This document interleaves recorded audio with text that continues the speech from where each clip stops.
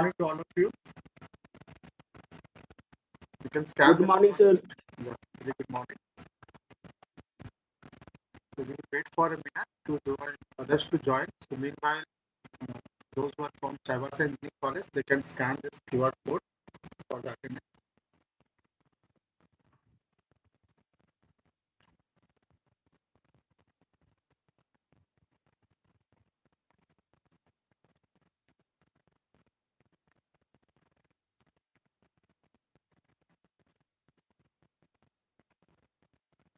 So in the previous class, what we have discussed, so we have finished the Fourier transformation, okay, or we can say DFT, Fourier discrete transformation, and we have discussed some of the properties, okay, basically 10 properties of discrete Fourier transformation, which is important, relevant to your exam concept, okay.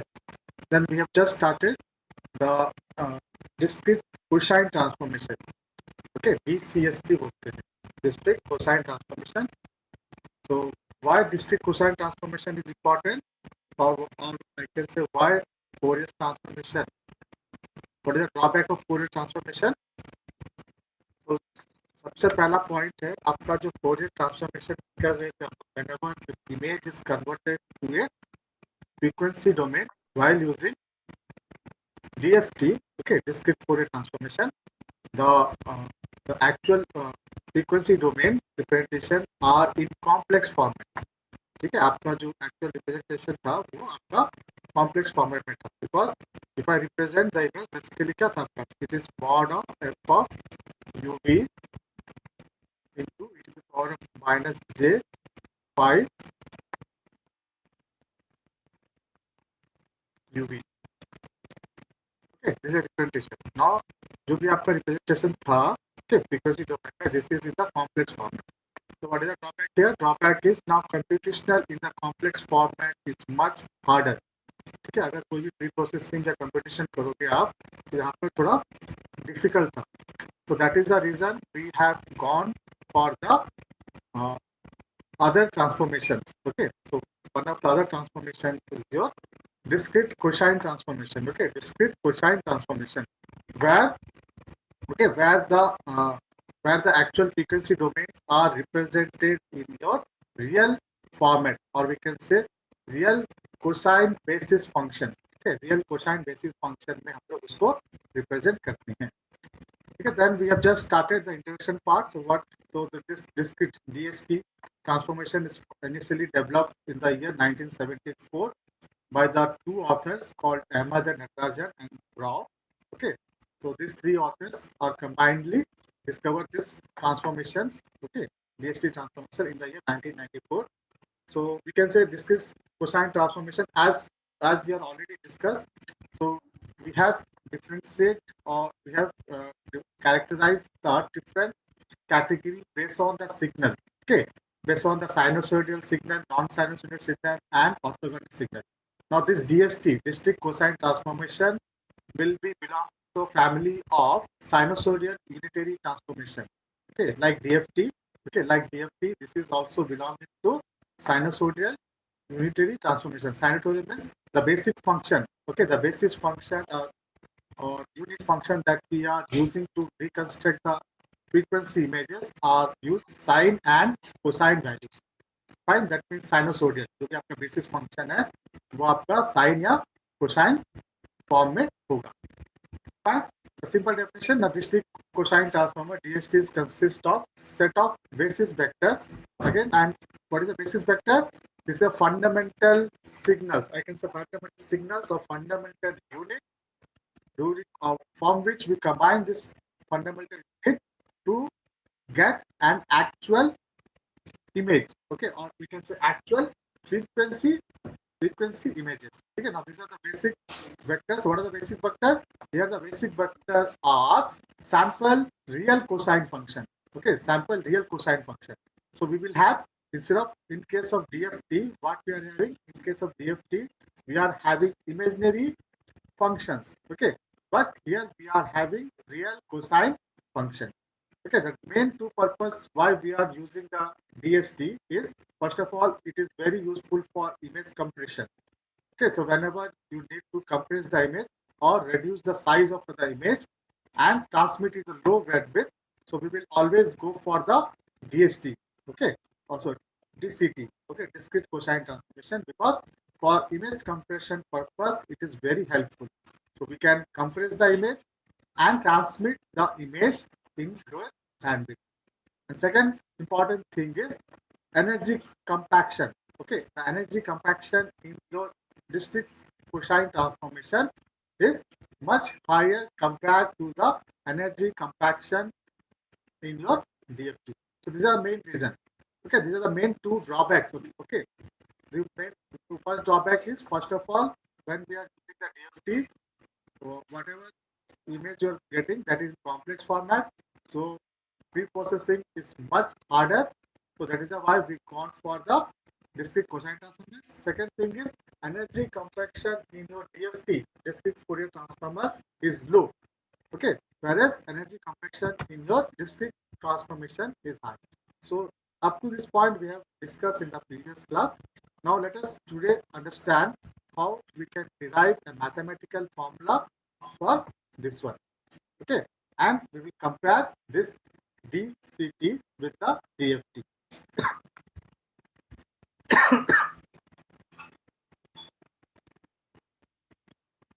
Now this is the equation. Okay, this is the equation.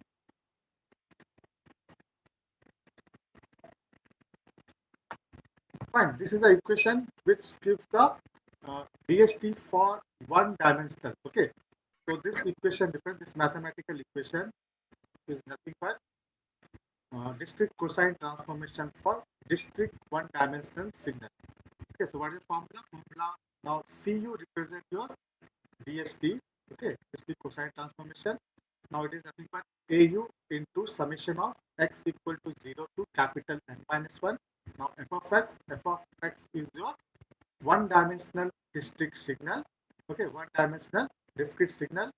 And now you can, here you can, now the basic, it is multiplied by the cos of 2x plus u pi by 2n. Now this is in terms of real coefficient of cosine function. Okay, now this is multiplied with real coefficient of cosine function, which is nothing but cos of 2x plus 1 ux by 2n.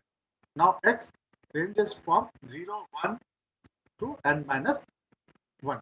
Now this formula is basically denote the, what is denoting? It is a one-dimensional DST, discrete cosine transformation. Similarly, if I want to inverse of it, it will be inverse discrete cosine transform. So basically, we will use the inverse to regenerate the image. Okay. So which is denoted by f of x. Now this will be my original image. Okay. So this is my original image, which is given by summation of u equal to 0 to n minus 1 AU CU. Now C is your frequency domain, or we can say discrete cosine transform coefficient multiplied by cos of 2x plus 1 u pi by 2n. Fine, where u ranges from 0, 1, 2 and minus 1. It will be discrete in nature. So the question comes, what is the value of AU here? AU is your constant. Okay. In some books, they are written like alpha k. Okay. In some books, AU is equal to alpha k likha hoga. Don't be confused. AU is just constant part, and its value will be root over 1 by n if u equal to 0. That means if the u equal to 0, the very first value of u is value will be 1 by root over. And for other values, we can write whenever u is not equal to 0, that means u is greater than equal to 1. Okay. So what is the value? It will be value, and value will be root over 2n by n. Fine. So this is the representation, mathematical representation for the one-dimensional discrete DCT, discrete cosine transformation, we can say. But what we are interested, we are not interested in one dimension, because as I already said, the f of the image is represented by f of xy, two dimensional. yes or no? आपका जो image है हमेशा वो किस में represent होता है? वो आपका टू डायमेंशनल डिस्क्रीट सिग्नल में रिप्रेजेंट होता है. So I have to derive, okay, DCT for, okay, so what I am interested, now I have to derive DCT for two dimension. Okay, this will be much similar to this one, but we will now derive for the two dimensions. So let us see how the mathematical equation for that will be look like.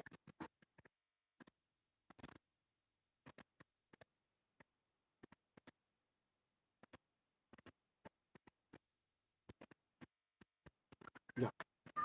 Now this equation, this is the mathematical equation which is given for two dimensional. Okay. So what this gives, this is the two dimensional. Now you can write this is two dimensional discrete cosine transformation, which is represented by C of uv. Fine. Now I am having two constants here, AU and AB.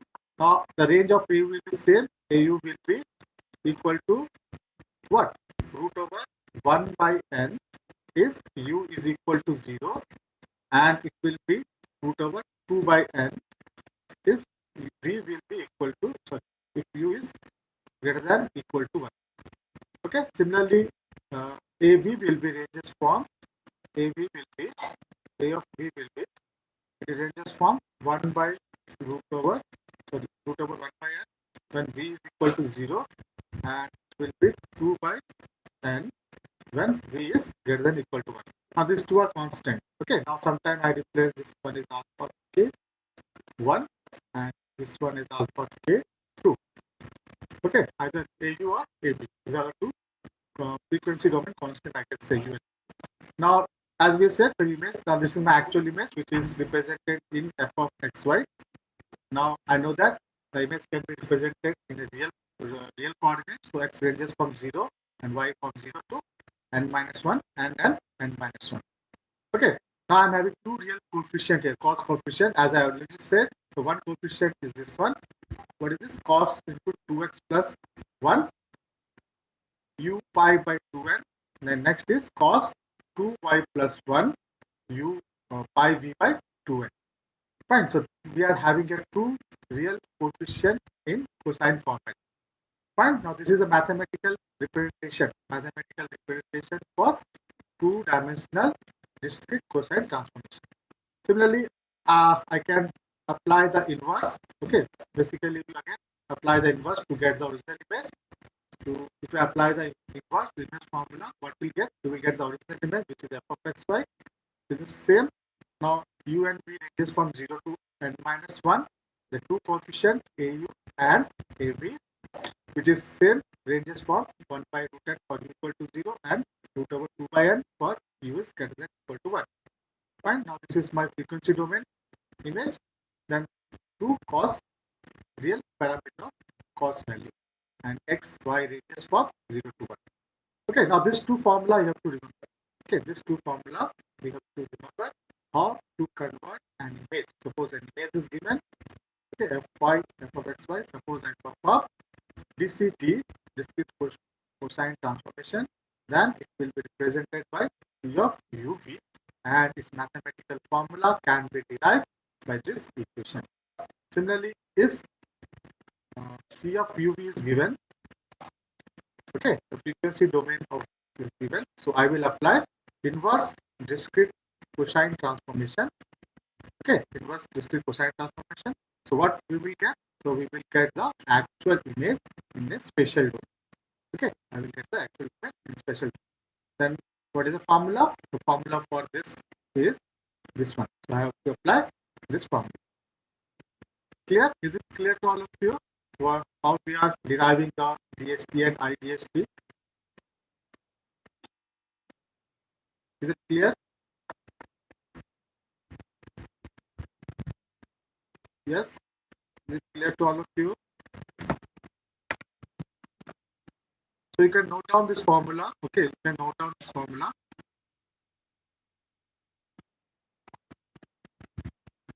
All of you can note down this formula.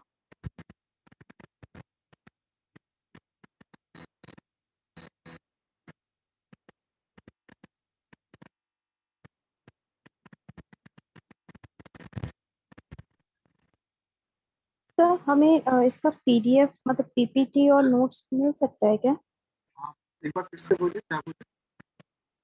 Sir हम कह रहे हैं कि हमें इसका notes और PPT मिल सकता है। आप दुमका से बोल रहे हैं? Yes sir. Okay I will, क्योंकि मैं ये नोट्स और पीपीटी जो है ना हम लोग का जो एलएमएस पोर्टल है वहाँ सेट कर रहा हूँ, तो what I will do, I will share this PPT on group, okay WhatsApp group में मैं शेयर करूँ, फाइन। Okay sir. सर इससे पहले जितने क्लासेस हुए हैं I will उनके I भी will notes attend. I will share all the PPTs. Okay, all the PPTs with okay sir. us. Fine. Okay sir, thank you sir. Okay, so then we will move on. Okay.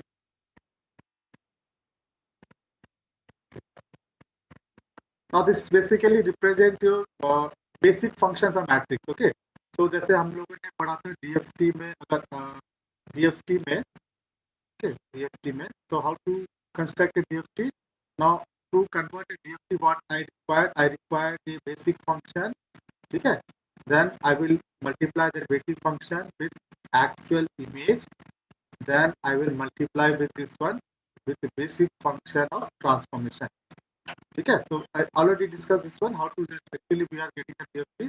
आप basis function use करोगे, basis function to original image, then basis function का transform image. Similarly अगर आप C discrete cosine transformation निकालेंगे, then I have to take basic cosine function multiply by your original image, okay, then I will take transformation of basic function, okay, transformation of basic function.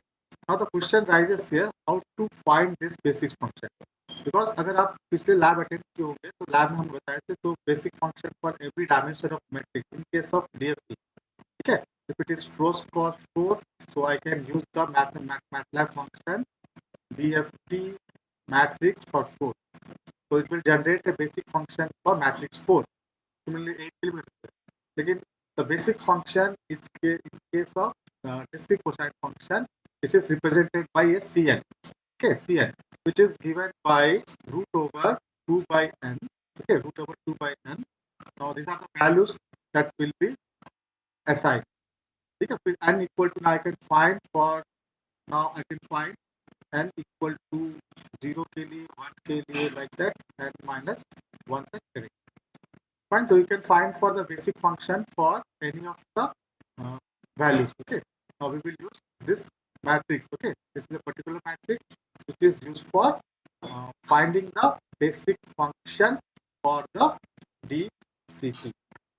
Okay, so generally we does not require this matrix. Okay, for calculation purpose, if mathematical calculus, then we will require this matrix. Okay, fine. So yeah, so this is an example. Okay, this is an example. So we have taken a picture of cameraman. Okay, so this is the original image. So if we perform the DST over it, okay, discrete Fourier transformation, the image will be something like this. Now this will be your frequency. Now I can say this is my time domain representation. This will be my time domain representation, and this will be my frequency domain representation. This will be my frequency domain representation. Okay.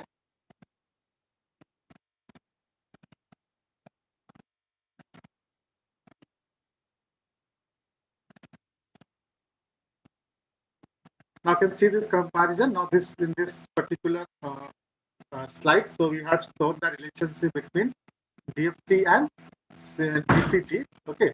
Now this is my original image. Okay. Now this particular image. Okay, this particular image. So when we will perform the discrete Fourier transformation, and this is image 2, which will be given when you perform the discrete cosine transformation, and this is the image which is provide shifted DFT. So whenever we need a scaling, scaling is basically we perform if some of the images will out of boundary value. अगर कुछ part अगर boundary value से बाहर जाएगा, then we have to perform the scaling by the shifting operation. Okay. Now shifting property पढ़े थे हम लोग, how to perform the shifting property. So we will apply the shifting property here. Okay. Now this is a particular shifting property of the DFT. Now you can compare, see the difference here in the both the format. Okay. Now this is a DFT because the difference is because this image is basically represented in complex format. Okay. Whatever you get in this image, that is in the real part, it's having the two components. one is you're having a real part, RU, and there is an imaginary part. Okay, and in this particular image, when you converting to DST, okay, discrete Fourier transformation, we are having two real parts only. There is no imaginary part. There are only two real parts, and that to be in cosine function. Okay, that to be in cosine function form.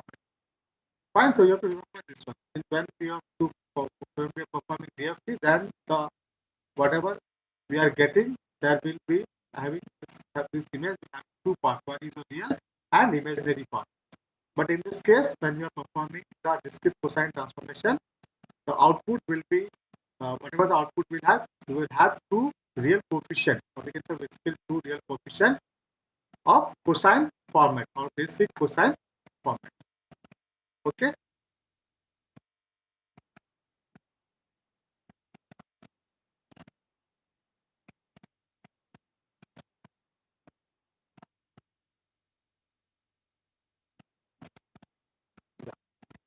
So some of the property, as we have discussed in the previous, in case of DFT, so many property, 10, basically 10 property we have discussed.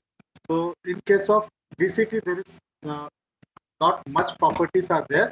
So we will discuss only two properties here. Okay. So first property is the DST is your real and orthogonal.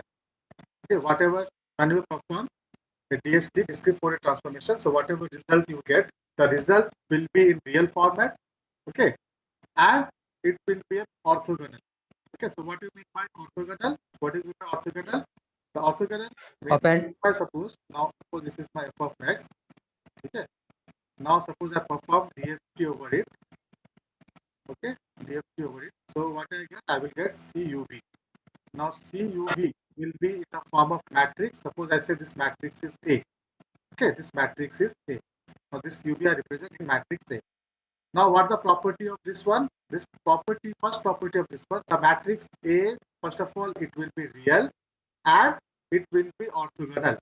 Now if this matrix is orthogonal, then this property, this condition should be true. What is the condition? The condition is A into A transpose should be an identical matrix. Similarly, A inverse should be equal to A transpose. This is the orthogonal property. Here, this point you have to remember. क्या आपका देखना है? जब कभी भी आप image को DFT करें, it will be DCT, discrete cosine transformation. So whenever I perform discrete cosine transformation, so whatever image I get, so I will represent in a matrix A format. Now this matrix, first of all, it should be real. All the elements, I can say all the elements of this matrix will be real. Second point, this matrix should be orthogonal in nature. If it is orthogonal, then this property should be true. This property should be true. That means whenever I multiply the matrix with the transpose of this matrix, then the resultant matrix should be identical matrix. Or I can say the inverse of that matrix. When I perform the inverse of this matrix, must be equal to transpose of this matrix. So this is the first property. Okay, it is real and orthogonal. Fine. Second property says the discrete cosine transformers has excellent energy compaction for high correlation data. So I already say, so one of the drawback of DFT kya tha? The energy compaction is very less. But in case of DCT, okay, discrete cosine transformer has excellent energy compaction. Okay, for highly correlated data. If data are highly correlated, that energy compaction is very much high. That is the reason. We can perform image compression here. Okay, image को हम लोग image compression technique use कर सकते हैं, and that can be stored in less storage space. Fine. So second property, just remember, it has high energy compaction for highly correlated data. Third property is similar to separable property of DFT. As हम लोग DFT में पढ़े थे, क्या पढ़े थे? अगर 2-dimensional DFT है, so I can separate this in two different steps. One is your row-wise DFT करते थे. Then I perform whatever image I get. Then I perform column-wise DFT. Fine. Then I will get the final result. So similarly here, separable property also valid. Okay, separable property is also valid for two-dimensional DCT. Okay, now again, same technique. I will perform the entire DCT in two different steps. One in one-dimensional operation in row wise, and other is one-dimensional operation in column wise. Fine. So whatever the separable property we have discussed in case of DFT, that will be applicable for the DCT also. DCT also. That means we will first uh, perform DCT for one-dimensional row DCT. Then whatever result we will obtain, I will perform one-dimensional column-wise DCT. Then the result that will be get, that will be equivalent to when we perform direct DCT. Okay. So the property, for the property related, you have to just remember these three properties. Okay. The first property, it is real and orthogonal. The second property is it is excellent energy compaction. Okay. And third property, it supports the separable property. Fine. So this is something about what you understand by discrete Fourier transformation. The first thing you have to understand with this one is why we are choosing this one. The reason is because in case of DFT, we are using the complex representation, due to which, okay, the pre-processing or computational is highly complicated. ठीक है, जो भी computational कर रहे थे वो highly complicated था, और I can say the time complexity is much higher there. Second reason था आपका द एनर्जी कॉम्पैक्शन इन और DFT is not so efficient. Okay, so these are main two reasons why we are gone for other transformations. Okay, fine. So then the reason we gone for other transformation. So in DHT, so when we are performing the transformation, okay, the actual frequency domain are represented in your two real coefficient. Now, how it is represented? In a two real coefficient of basis cosine function. Okay, then we have discussed the mathematical formula in one dimensional and two dimensional. So we are not interested in one dimensional, so we will focus the mathematical formula. Or you have to remember the mathematical formula for the two dimensional. Okay, two dimension, how to obtain the DCT and how to obtain the inverse of DCT. Okay, clear? Then we have discussed some of the comparison of images. Okay, in terms of DFT and DCT. Then you just remember these properties. Okay, these properties related to the DCT. So any questions regarding this? So there are 3 to 4 more transformation are there, but that is not mentioned in your syllabus. Okay, like KL transformation, slant transformation. Okay, there 2 more transformation is there, but as this is not mentioned in syllabus, so we will not cover for the time being. Okay, if the time will permit, then we will cover that transformation also. But that is also the transformation, KL transformation and slant transformation are also important. Okay, fine. Is it clear? So any doubt regarding this image transformation? Any doubt?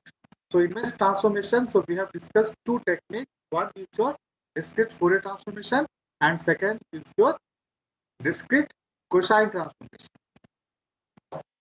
Okay? Okay, fine. If you are not having your doubt, so we will discuss a new next topic, that is your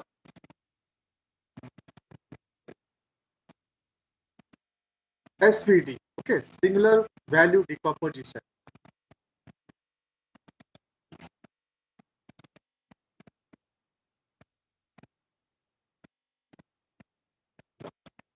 So there are two techniques basically we will use. Okay, so one is your SVD, second one is your PCA. Okay, principal component analysis. दो technique हम लोग basically use करते हैं for image representation. Okay, better representation of image, or basically SVD is used for image compression, or basically image compression for the image compression purpose. Okay, so we will go for the technique called SVD, which is nothing but singular value decomposition. And one more technique is there, which is called your principal component analysis, PCA. Okay, these two topics are very important because not in the field of image processing, in every field.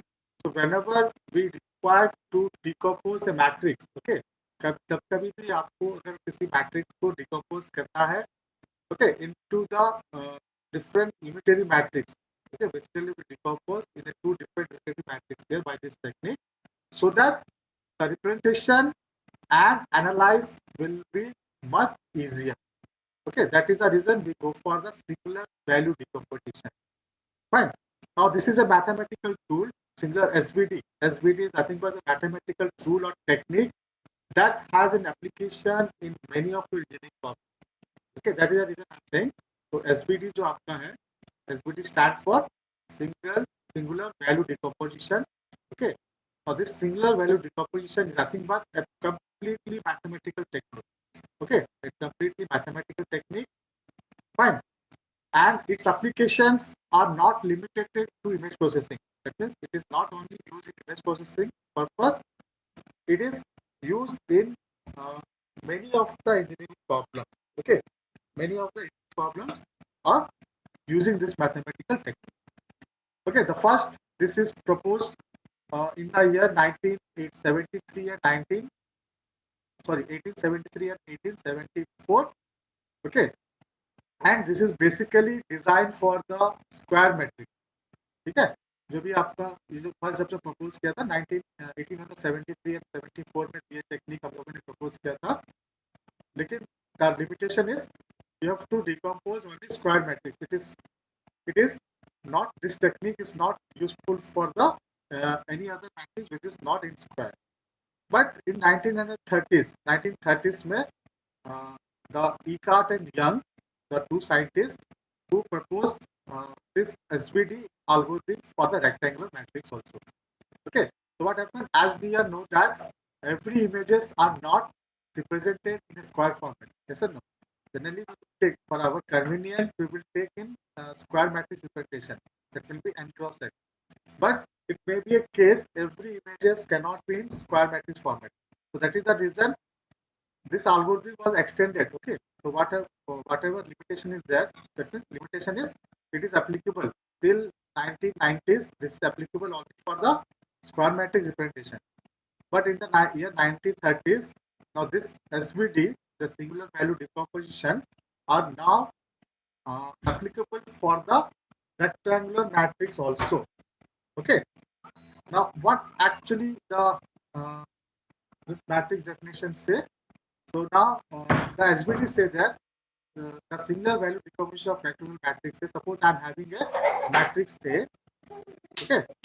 Now suppose this is my matrix A. This is a matrix A.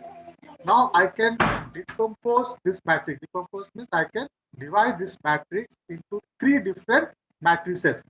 One is your matrices U, which is your singular matrix. Similarly, another is your matrix V. Then we take this is also a singular matrix. Then there is a diagonal matrix D. तो कहने का मतलब है जो आपका original matrix होगा, whether it will be a square matrix n cross n या फिर it is rectangular matrix, I can take either rectangular either square n cross n. ठीक है. Now this matrix according to the SVD, if I performing SVD over here, now I will divide this matrix into three components. One is your U. Okay. Now U is basically your singular matrix, because the singular matrix, now size of it will be m cross n. But the size is m cross n, and it should be orthogonal. Remember, it should be orthogonal in nature. Okay, orthogonal या orthonormal बोलते हैं. So what is orthonormal? So can anyone explain what you understand by orthonormal matrix? So if I say use orthonormal matrix or orthogonal matrix, then what properties should be hold here for you? If it is an orthonormal matrix, just I explain क्या होगा. U into U transpose should be equal to what?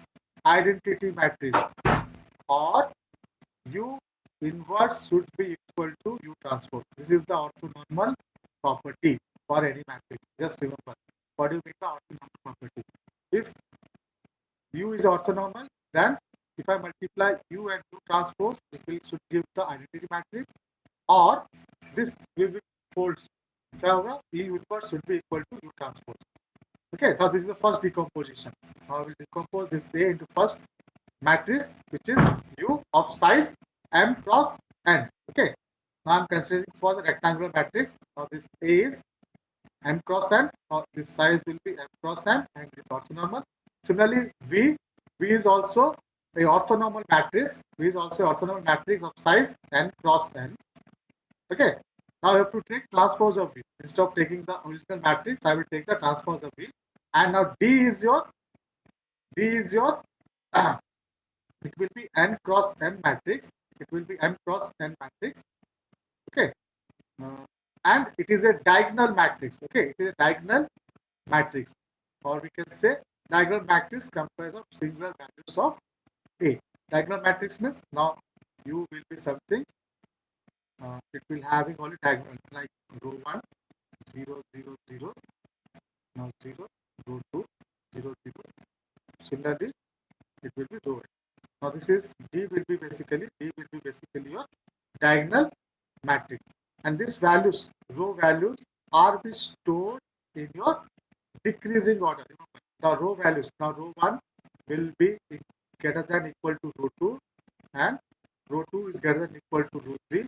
Similarly, is greater than equal to row 8. Okay, remember this property. Okay, what is D? D is nothing but a diagonal matrix.